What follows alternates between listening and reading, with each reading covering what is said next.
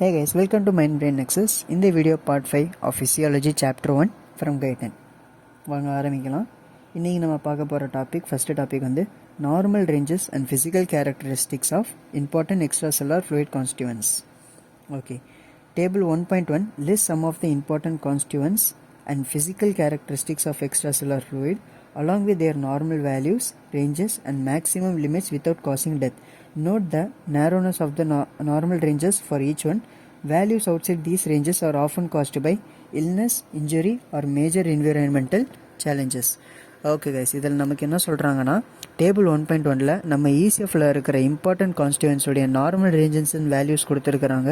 இந்த values mostly நார்மலாக தான் கைஸ் இருக்கும். பட் அப்படி நார்மலாக இல்லாமல் அதில் ஏதாவது மாற்றங்கள் இருந்துச்சுன்னா அந்த மாற்றங்கள் இல்னஸ்னாலேயோ இன்ஜுரினாலேயோ இல்லை ஒரு மேஜர் என்விரான்மெண்டல் சேலஞ்சினால வரலாம் அப்படின்னு சொல்கிறாங்க.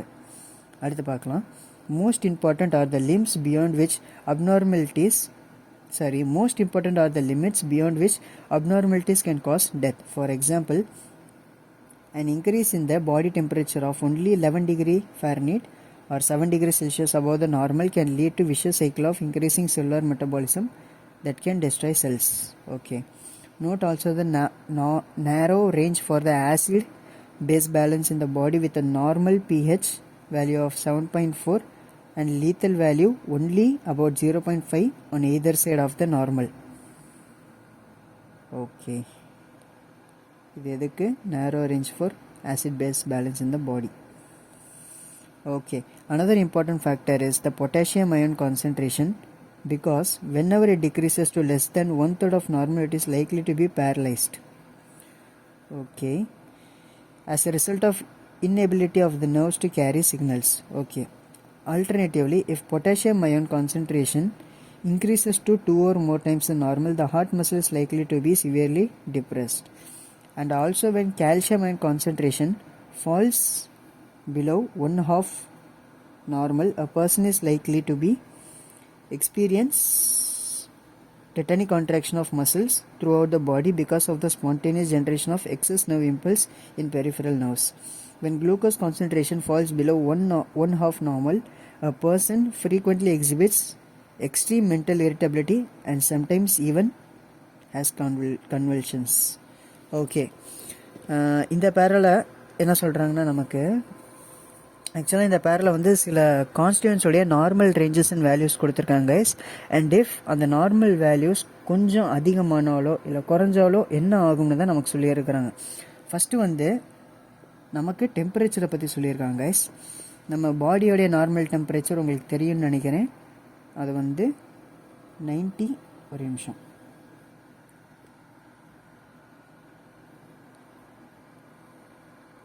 Okay, normal body temperature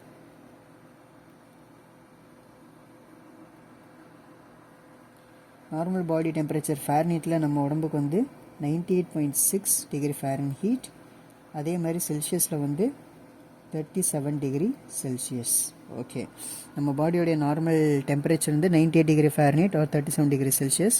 so ஃபேரன்ஹீட்டில் சப்போஸ் நம்ம பாடி டெம்பரேச்சர் 11 டிகிரி ஃபேரன்ஹீட் கூடுச்சுனாலோ இல்லை செல்சியஸில் 7 டிகிரி அளவுக்கு கூடுச்சுனாலோ நம்மளுடைய செல்லுலார் மெட்டபாலிசம் இன்க்ரீஸ் ஆயிரும்னு சொல்கிறாங்க. இப்படி இன்க்ரீஸ் ஆகிறது மட்டும் இல்லாமல் அது வந்து ஒரு விஷஸ் சைக்கிள்குள்ளே போயிடும்னு சொல்கிறாங்க. விஷஸ் சைக்கிள் அப்படிங்கிறது ஒன்றும் இல்லை கைஸ். இப்போ வந்து ஒரு ப்ராப்ளம் இருக்குதுன்னா அந்த ப்ராப்ளம்னால இன்னொரு ப்ராப்ளம் க்ரியேட் ஆகும். இப்போ இந்த க்ரியேட் ஆன புது ப்ராப்ளம்னால நமக்கு ஏற்கனவே இருந்த ப்ராப்ளம் இன்னும் வேர்சன் ஆகும். அது இன்னும் வேர்சன் ஆகிறதுனால இன்னொரு புது ப்ராப்ளம் க்ரியேட் ஆகும். அந்த புது ப்ராப்ளம் திரும்ப ஃபஸ்ட்டு ஏற்பட்ட ப்ராப்ளமை இன்னும் வேர்சன் பண்ணும். இந்த சைக்கிள் அப்படியே போய்கிட்டே இருக்கும். இது வந்து நமக்கு வந்து ரொம்ப லீத்தலாக போய் முடியற வாய்ப்புகள் இருக்கிறனால இதை வந்து நம்ம விஷஸ் சைக்கிள் அப்படின்னு சொல்கிறோம்.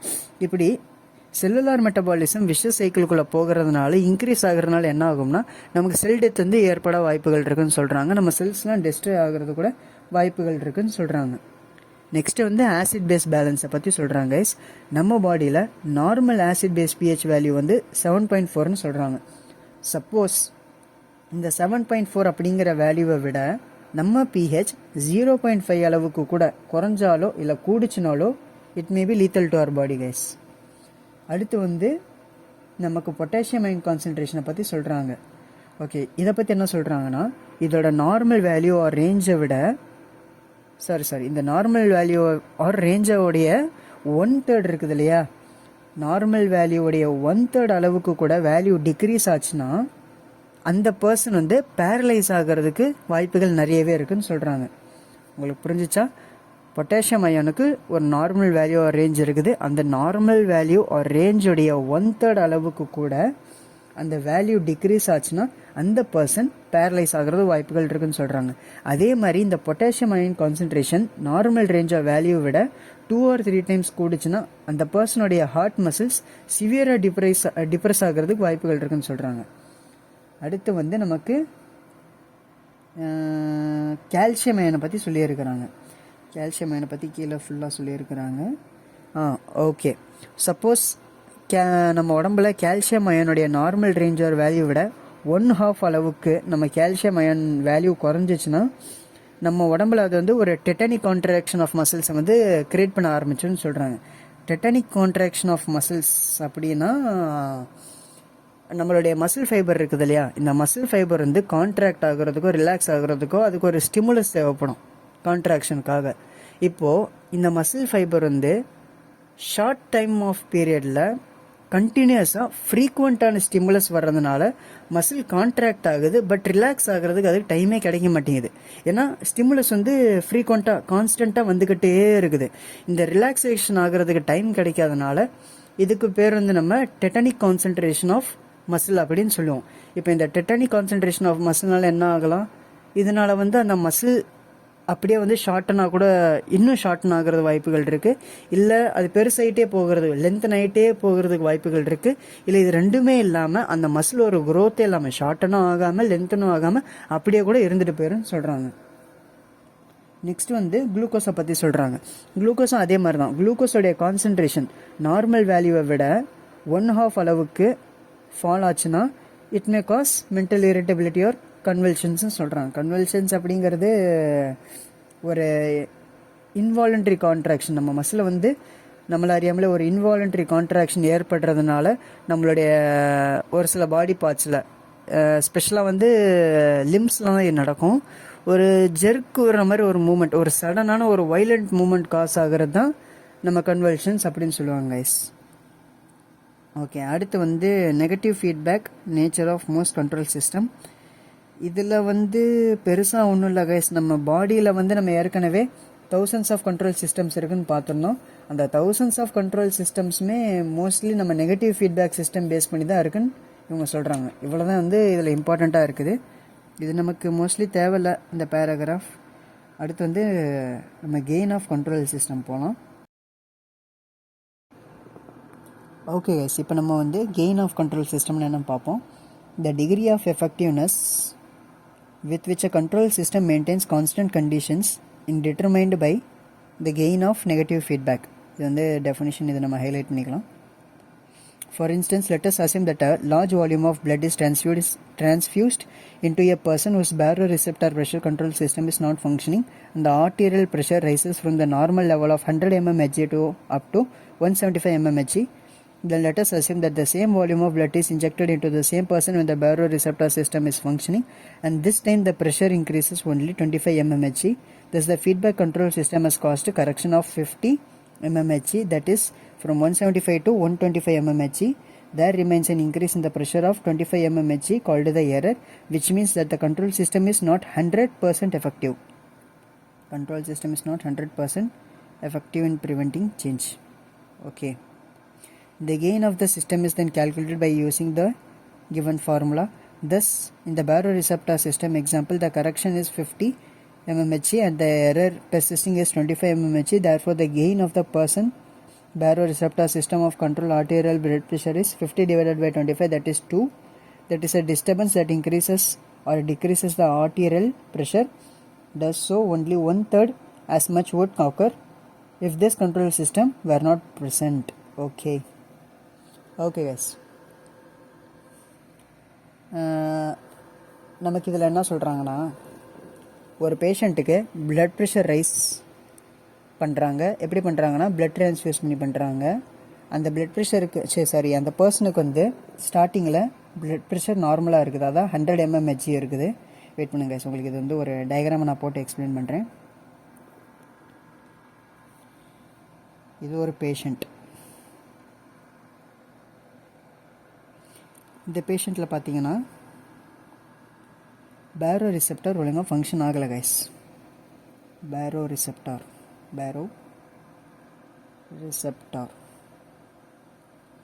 Not functioning.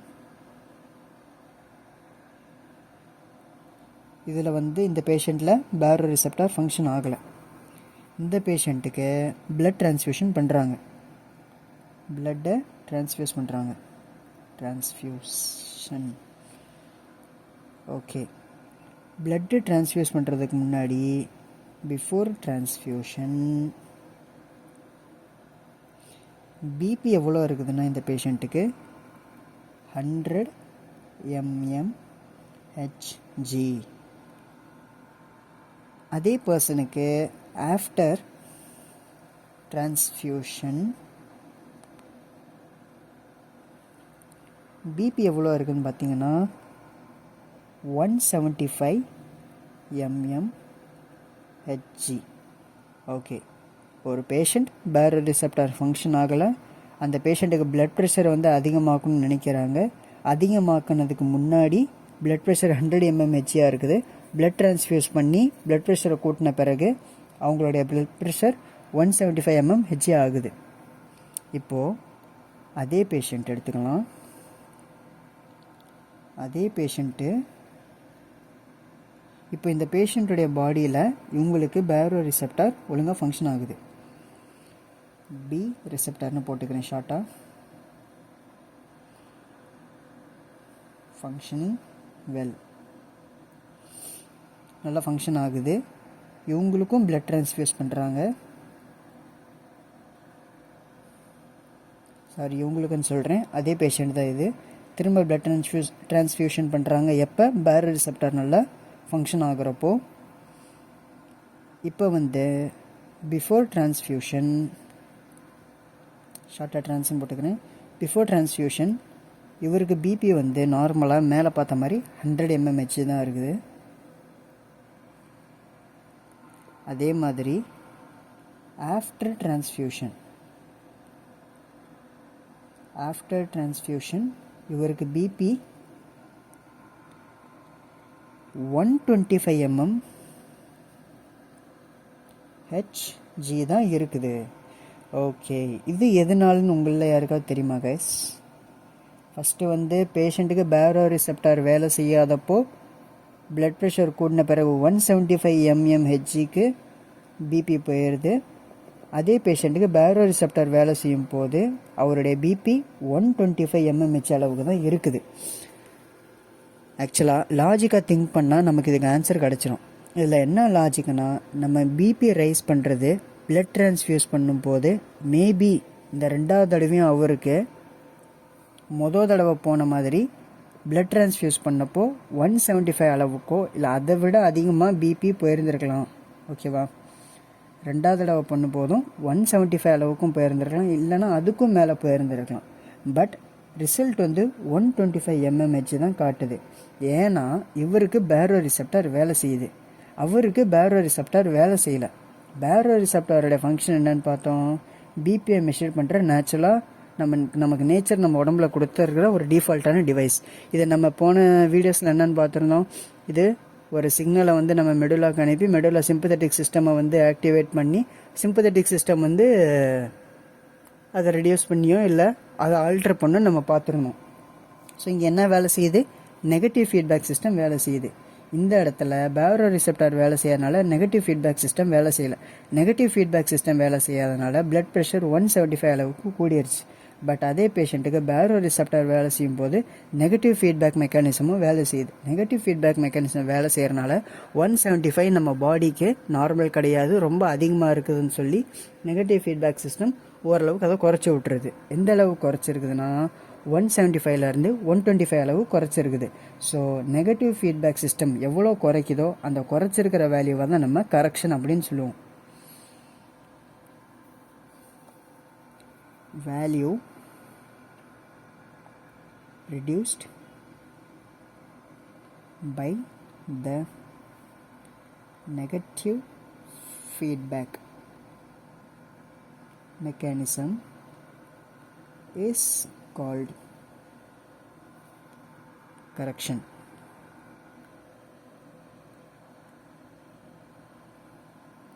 இப்போது இதில் கரெக்ஷன் எவ்வளோ இருக்குன்னு சொல்லுங்கள் பார்ப்போம். 175 இருந்து 125க்கு வந்திருக்குது இவருக்கு. ஸோ கரெக்ஷன் எவ்வளோ? 175 minus 125, that is 50 தான் இவருடைய கரெக்ஷன். சேம் லைக் வேல்யூ, ஒரு நிமிஷம், வேல்யூ increased due to